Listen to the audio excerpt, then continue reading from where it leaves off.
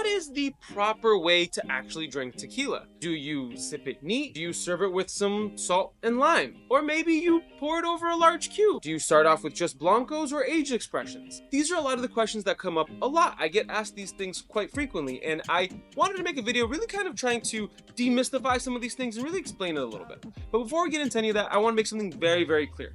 Technically speaking, there is no wrong way to drink tequila. After all, you bought it. You can drink it however you want. If you're telling me that what you want to do is squeeze lime into your eye, snort a line of salt, and then chug your bottle of tequila, then please, by all means, go and do so. My whole goal with this video is to give you some tips and give you some context so that as you're embarking on your journey into this incredible spirit, maybe it makes it a little bit more enjoyable for you. All right, let's get right into it. So the first place that I want to start off with talking about demystifying drinking tequila is that a lot of folks here in the United States, they're coming from a background of drinking American whiskey or bourbon specifically. And so one of the first big misconceptions that I get is people tell me all the time, they're like, oh no, blanco tequilas aren't the good kind. You got to get the aged stuff. And truthfully, I think that that's very misguided. And one of the reasons is that tequila is not bourbon. It's not a whiskey. In my opinion, some of the best tequila out there is unaged because it's going to give you the most raw, unfiltered flavor of the agave and what the master distiller wanted you to taste with all of the nuance. And that starts with the plant itself. So bourbon or any whiskey comes from grain. So either, wheat, corn, barley, rye, and those grow relatively quickly, at least in comparison to agave, which is used to make tequila.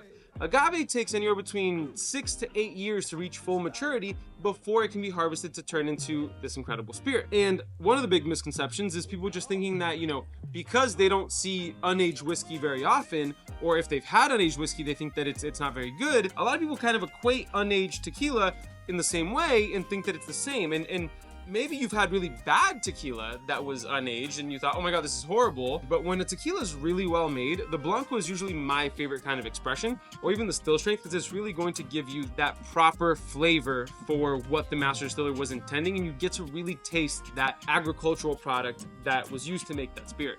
And so basically my first point is, do not discount unaged tequila. A lot of not the greatest tequila brands, they use aging to cover up a poorly made product. So if you start off with a really bad product and you put it in a barrel, usually they're using that barrel to, not always, but sometimes disguise really bad made tequila. Now, what I'm not saying is that aged tequila is bad, but far from it. I think that there are some amazing examples of aged tequila out there. I think it's just really important to not discount the blancos.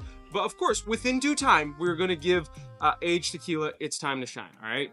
The other thing that I want to talk about in terms of bourbon is that a lot of folks think that, oh, tequila needs to be served over the rocks, kind of like you're drinking and sipping on a bourbon, right? Like, obviously, the big cube gives you a couple of things. It gives you a little bit of dilution. It chills it down.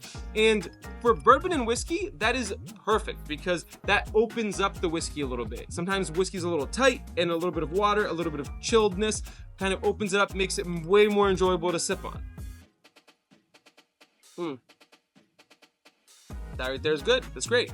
Now, how is tequila different? The actual ideal temperature to consume tequila so you get all of the flavors from it is actually at room temperature, which is different than bourbon and other kinds of whiskey. And you can add water if you want to, but usually when tequila is distilled, it does have water added to it before it gets bottled to bring it to the proper proof. Adding water, I don't think is really going to do much other than diluting the tequila. It's not really going to open up the flavors. And I've actually done a whole video on why you shouldn't freeze your tequila, and I'll leave that there if you really want to watch that, but I kind of want to just skip over that for the most part. And so I did kind of glaze over this, and we should probably talk about where does the idea of the lime and salt come from? From my studies and things that I've seen, I think it started either with like a movie that popularized this a very long time ago. And it really was meant as a way to disguise poorly made tequila. And because for the very longest time here in the United States, for most of the 1900s, up until like the 1990s, 1990s, you really couldn't get a lot of the best tequila here. And I actually did a video called on the if the tequila market's gonna collapse, and we kind of talked about the history of tequila a little bit.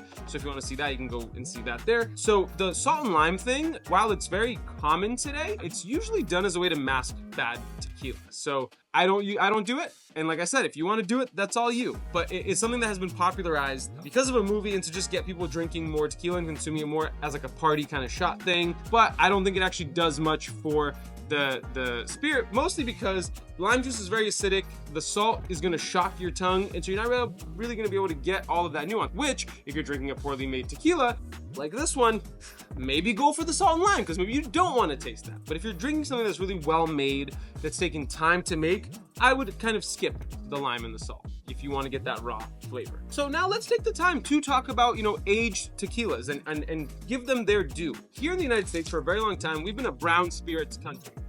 Bourbon was the most consumed spirit for so long.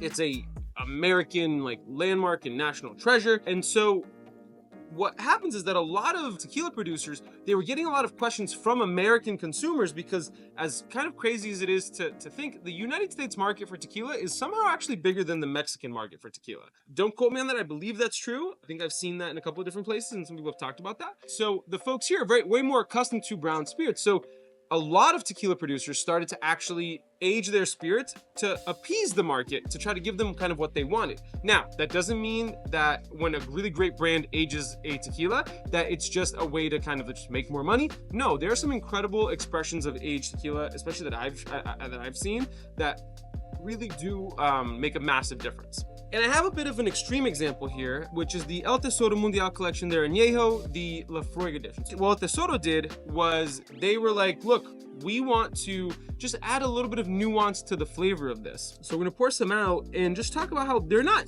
hiding the flavor of the tequila with the barrel, they're actually just enhancing it. So good. You get that nice smokiness from the Lafroig right at the end, and it's so incredible. And what it does is that you still get a lot of that agave tequila flavor up front, and then the Lafroig comes in at the end, and it really is just like a complement to what is already happening with the agave. Aging should be used as a tool, but not as a we're gonna age the crap out of it and it's just gonna taste exactly like a bourbon. Because I've had plenty of tequila that just tastes like bourbon, because a lot of them use ex-bourbon casks, they leave them sitting in there for a while, and really they're just trying to sell you a Mexican bourbon, if you will, in a way. Not every brand, and I think the El Tesoro actually does a really great job of not allowing the barrels to overpower the flavor of the tequila. Is it better to start with an Añejo, a Reposado, or a Blanco? Truthfully, it really depends. If you're more accustomed to drinking bourbon, maybe start with the Reposado that's lightly aged, or maybe start with the Añejo because it'll give you more of that familiarity that you're used to, and then kind of work your way over to a Blanco. But if you want to kind of dive headfirst into what that raw flavor of the tequila should be, I'd go straight for the Blanco.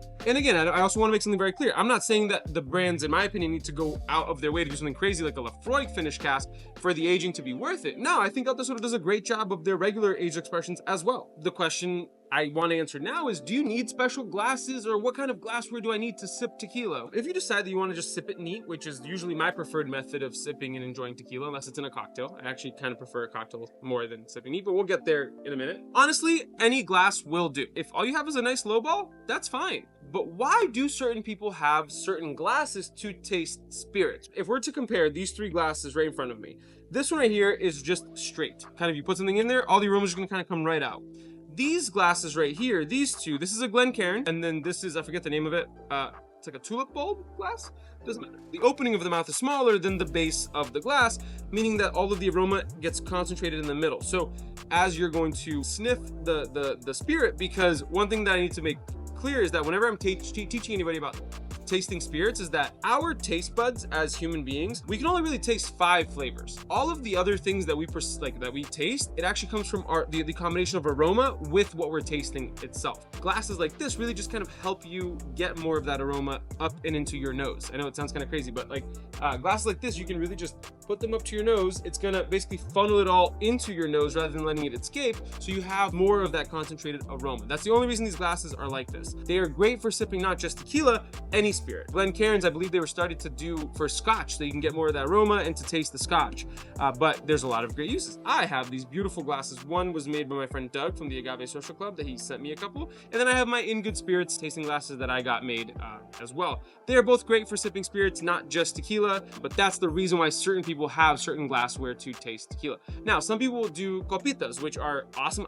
Someone broke and stole all of the ones that I had. I wish I had one to show you guys. But usually they do like little clay dishes or porcelain dishes that are used to sip mezcal and tequila. Those are very common as well. And now the last thing I want to talk about is, should you use a more expensive or like high-end bottle of tequila for cocktails? I mentioned that making cocktails is probably my preferred way of enjoying spirits. I am a bartender after all. That is my background. It's what I do for a living. I own a bar actually, but I do bartend as well. I believe that first of all, again, you own a bottle of spirits, you should do whatever the hell you want with it. And if you've never had a margarita made with a Fortaleza Blanco, you're missing out. But I can understand, it's harder to find, maybe you don't want to use it in a cocktail because you think it's a waste, but I'm not the kind of person who believes that a cocktail is an inferior method of consumption than straight sipping. I think it's just different. I think that you can play with flavors, and when a cocktail is really well made, it is a work of art. And I don't believe that just because something is a little bit more expensive, it shouldn't be used in a cocktail. I've made cocktails with some pretty expensive stuff, and it tastes great. There was a cocktail that I made. It was with the El Tesoro 85th anniversary edition. It was like a $800 bottle, and we made cocktails with it. It was great. But it's like, am I gonna do that all the time? No, but it's not an inferior method of consuming any spirit. So yeah, use expensive spirits and cocktails if you want, and if you don't, then don't. And so yeah, I think we covered everything that I wanted to cover in this video. If I forgot something, or if you have other questions, leave them down in the comments below. I'm not perfect, I probably did forget something. But I hope this gave you a little bit of context, a little bit more information, and cheers to you, and I hope you enjoy your tequila drip, drinking, sipping, shooting journey. Ooh, spicy. Cheers. Catch you guys in the next one.